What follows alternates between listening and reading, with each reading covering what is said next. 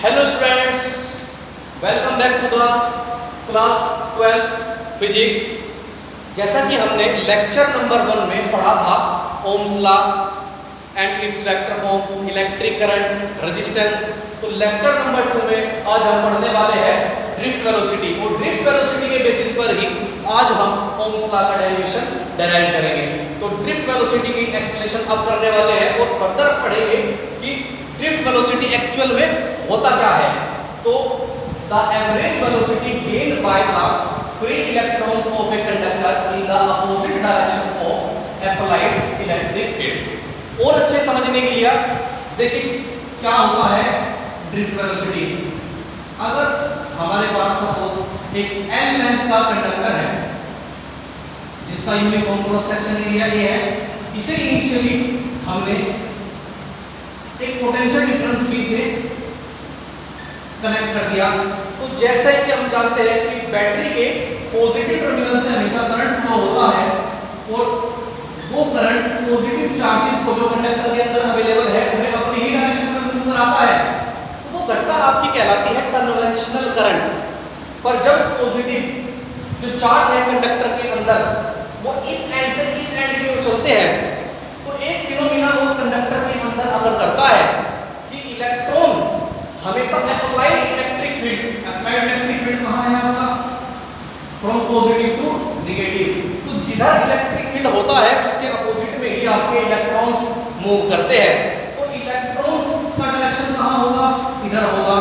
तो इलेक्ट्रॉन का एक एंड से दूसरे एंड तक जितनी वेलोसिटी से चलना, कि इलेक्ट्रॉन का एक एंड दूसरी इलेक्ट्रॉन जो आपके इलेक्ट्रॉन्स होते हैं वो एक एंड से दूसरी एंड तक जितने वेलोसिटी से चलते हैं वो ही घटना आपकी कहलाती है ड्रिफ्ट वेलोसिटी। इलेक्ट्रॉन किसी भी कंडक्टर के अंदर ड्रिफ्ट कब होंगे, इलेक्ट्रॉन ड्रिफ्ट तब होंगे जब आप एडिशनल इलेक्ट्रिक फील्ड उस कंडक्टर के अराउंड अप्लाई करने वाले हो।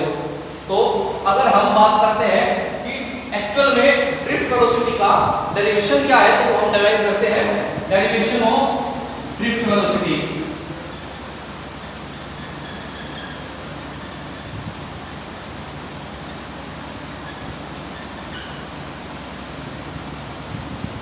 जैसे ही बच्चे आप सब जानते हैं कि कंडक्टर के अंदर इलेक्ट्रॉन्स होते हैं, जैसे ही आपने एडिशनल इलेक्ट्रिक फील्ड अप्लाई किया तो उन इलेक्ट्रॉन्स पर एक फोर्स अप्लाई हुआ। According to the definition E is equal to F by Q, but for electrons we know that charge is equal to electrons, क्योंकि यहाँ पर नंबर ऑफ इलेक्ट्रॉन्स 1 है, Q is equal to n is equal 1, that's why Q is equal to E. So E is equal to F by E और F is equal to E into E। इसे आपने question number 1 मान लिया।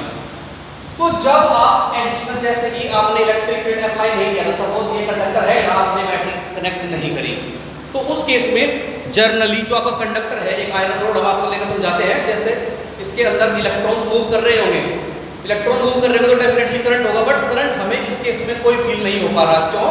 क्योंकि जो electron का motion है इस कंडक्टर के केस में वो रैंडम मोशन है, और रैंडम मोशन के लिए जो एवरेज वेलोसिटी होता है इलेक्ट्रॉन्स का वो 0 होता है। बट जैसे ही हम इसे किसी बैटरी से कनेक्ट करते हैं तो इलेक्ट्रॉन को एक प्रॉपर डायरेक्शन चलने के लिए मिल जाती है, जिस कारण इस कंडक्टर के अक्रॉस करंट फ्लो करना शुरू कर जाएगा। तो जैसे ही आप एडिशनल इलेक्ट्रिक फील्ड किसी कंडक्टर के अक्रॉस लगाते हैं तो इलेक्ट्रॉन को चलने के लिए एक प्रॉपर पाथ मिल जाता है, जिस कारण वे जो इलेक्ट्रॉन है एक एंड से दूसरे एंड तक ड्रिफ्ट करते हैं। तो डेफिनेटली जब इलेक्ट्रॉन ड्रिफ्ट करेंगे तो उनके मोमेंटम में भी चेंज होगा। और आपने पढ़ा है according to Newton second law, rate of change of momentum always generate a force. तो by Newton's law F is equal to m, where m is the mass of electrons and a is the accelerations of the electron।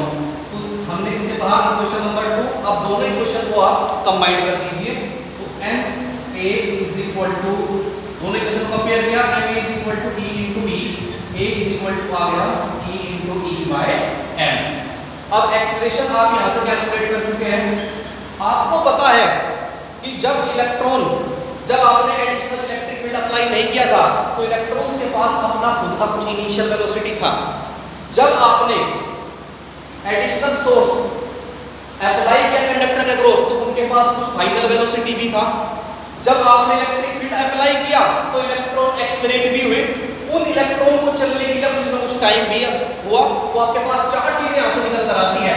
Final velocity of the electron, initial velocity of the electron, acceleration of the electron and the time. और इन चारों में relation क्या होता है? v = u + at। अगर हम बात करते हैं पहले इलेक्ट्रॉन की तो पहले इलेक्ट्रॉन का final velocity v1, initial velocity u1 और टाइम उसको लगा t1। फिर आप बात करते हैं सेकंड इलेक्ट्रॉन के लिए तो वो होगा आपका v2, initial u2, acceleration a और टाइम 2। अब तो यही प्रोसीजर n टर्म्स तक n इलेक्ट्रॉन्स के लिए final velocity vn, initial velocity un, acceleration a और टाइम tn। बच्चों एक डाउट दिमाग में आ रहा होगा कि सब में v1 u1 t1 है या v2 u2 t2 है, बट एक्सेलरेशन सबको कॉमन दिया गया। ऐसा क्यों? क्योंकि जो सोर्स है बैटरी वो उसका एक फिक्स वोल्टेज होगा 10 वोल्ट या अराउंड 20 वोल्ट। वो फिक्स वोल्टेज होगा, वो सभी इलेक्ट्रॉन पर एक ही टाइम पर सेम टाइप का फोर्स अप्लाई करता है, जिसके कारण सभी इलेक्ट्रॉन्स का जो एक्सेलरेशन है वो सेम होगा। जैसे ही हम इन सभी क्वेश्चंस को ऐड करके उनका एवरेज लेते हैं तब होता क्या है?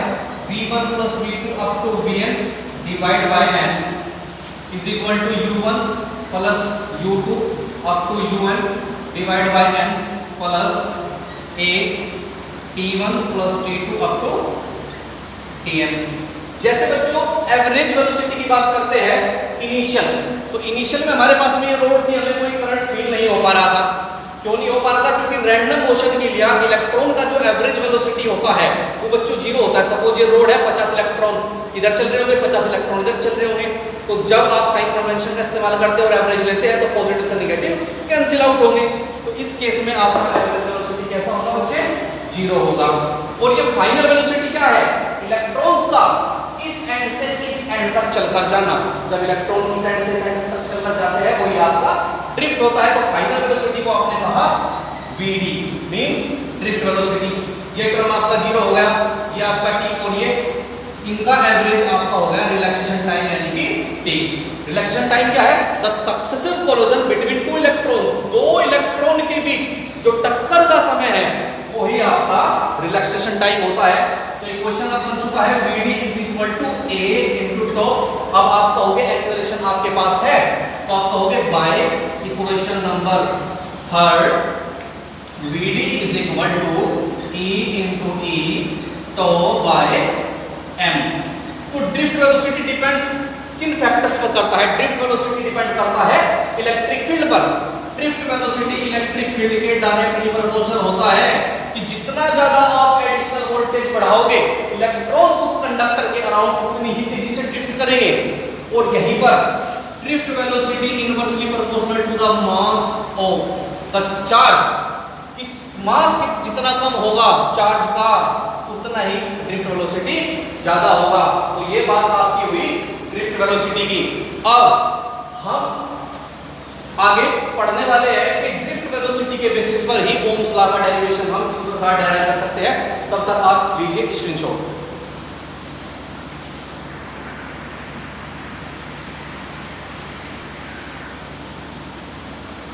Welcome back students. अब अपना नेक्स्ट टॉपिक स्टार्ट करते हैं, derivation of Ohm's law on the basis of drift velocity. Drift velocity के बेसिस पर हम ओम्स लॉ को कैसे डेराइव करते हैं। बच्चों तीन फॉर्मूले आप याद कर लीजिए और ये डेरिवेशन आपकी मुट्ठी में। तो तीन फॉर्मूले में कौन कौन से हैं? तीन फॉर्मूले आपको जल्दी से दिखा देते हैं। एक तो है q = me, एक है q = it और एक स्पीड = डिस्टेंस अपॉन टाइम। तीन फॉर्मूले और ड्रिफ्ट वेलोसिटी का काम खत्म। तो ये तीन फॉर्मूले आप लर्न कर लीजिए। ड्रिफ्ट वेलोसिटी के बेसिस पर आपका ओम्स लॉ बिल्कुल फिनिश। तो कैसे होगा अब स्टार्ट करते हैं। तो प्रूफ करने के लिए क्या होगा? सबसे पहले जब हम बात करते हैं कि किसी कंडक्टर के across total number of electrons कितने हैं, तो जब टोटल नंबर ऑफ इलेक्ट्रॉन्स की बात करते हैं तो number of electrons across this conductor is n into a into l, मतलब जितना इस कंडक्टर का वॉल्यूम होगा इस कंडक्टर में उतने ही नंबर ऑफ इलेक्ट्रॉन्स भी होंगे, तो इस पर नेट चार्ज कितना होगा? नेट चार्ज होगा q इज इक्वल टू, इसे आप कह दीजिए number of electrons n dash into e, n dash का वैल्यू है आपका NaL, तो q इज इक्वल टू आपका होगा NaLe, इक्वेशन नंबर 1। अब नेक्स्ट फॉर्मूला आप कौन सा इस्तेमाल करने वाले हैं? q is equal to IT, तो q इज इक्वल टू आपने इस्तेमाल किया IT, यहां से आप करंट का वैल्यू निकाल चुके हैं, I is equal to q by t। ये q का वैल्यू आप इस इक्वेशन में ले जाकर रिप्लेस कर दीजिए, तो आपके पास होगा I is equal to NaLe by t, equation number 2। तीसरा जो फॉर्मूला हमने आपको बताया था, तीसरा फॉर्मूला है आपका speed is equal to distance upon time. Speed कौन सी है आपकी? ड्रिफ्ट वेलोसिटी, और फॉर्मूला क्या होगा, कैसे रिप्रेजेंट करते हैं ड्रिफ्ट को? vd से। डिस्टेंस क्या है? डिस्टेंस है लेंथ ऑफ द कंडक्टर, और वो कितनी है आपकी l, और कितना टाइम इस एंड से इस एंड तक ड्रिफ्ट होने में आपको लगा, वो लगा आपका टाइम t। यहां से आप t का वैल्यू निकाल लीजिए, t का वैल्यू आपका होता है t is equal to l upon vd, और ये वैल्यू यहां से उठाइए इक्वेशन नंबर 2 में ले जाकर रिप्लेस कर दीजिए, तो आप कहोगे by equation number 2 I is equal to, आपके पास निकल कर आता है I is equal to NaLe upon L upon Vd, L से L कैंसिल आउट हुआ, Vd ऊपर गया, तो I is equal to NeaVd। तो बच्चे ये जो रिलेशन आपने डेराइव किया है पहले, ये रिलेशन आपने डेराइव किया है करंट और ड्रिफ्ट वेलोसिटी के बीच में। तो एग्जाम में अगर आपको आता है कि drive an expression between drift velocity and electric current, तो आपने डेरिवेशन यहां तक डेराइव करना है। बट अगर फर्दर वो कहता है कि derive an expression between current density and drift velocity, तो करंट डेंसिटी को आपने रिप्रेजेंट किया था J, और J इज इक्वल टू था आपका I बाय A। ये I का वैल्यू यहां रिप्लेस कीजिए, तो J इज इक्वल टू होगा I बाय A। तो I का वैल्यू कितना है? NeaVd, A से कैंसिल, तो J इज इक्वल टू आपका हुआ NeVd। तो बच्चे ये आपका जो रिजल्ट है वो किस किस के बीच में है? वो रिजल्ट है आपका करंट डेंसिटी और ड्रिफ्ट वेलोसिटी के बीच में। बट हमारा एक्चुअल कॉन्सेप्ट क्या है? Derivation of Ohm's law on the basis of drift velocity. तो हमें डेराइव करना है ओम्स लॉ। तो अपनी इस टॉपिक को आगे बढ़ाते हैं और यहां से लेते हैं वी नो दैट, हमने पहले ड्राइव कर लिया, we know that I is equal to NeaVd, और ये Vd जो है ड्रिफ्ट, ये हमने पहले ही बता दिया था कि we also know that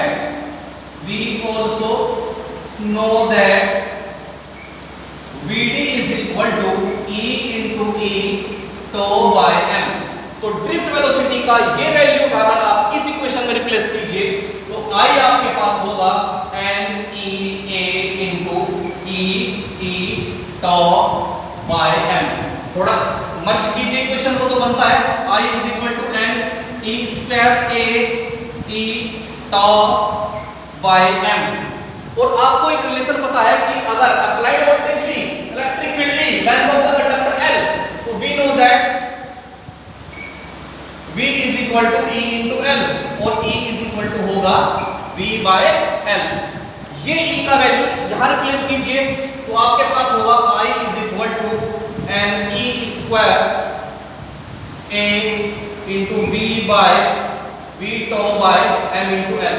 अब क्रॉस मल्टीप्लाई कीजिए, V लीजिए बाहर, NE square A tau is equal to I into ml।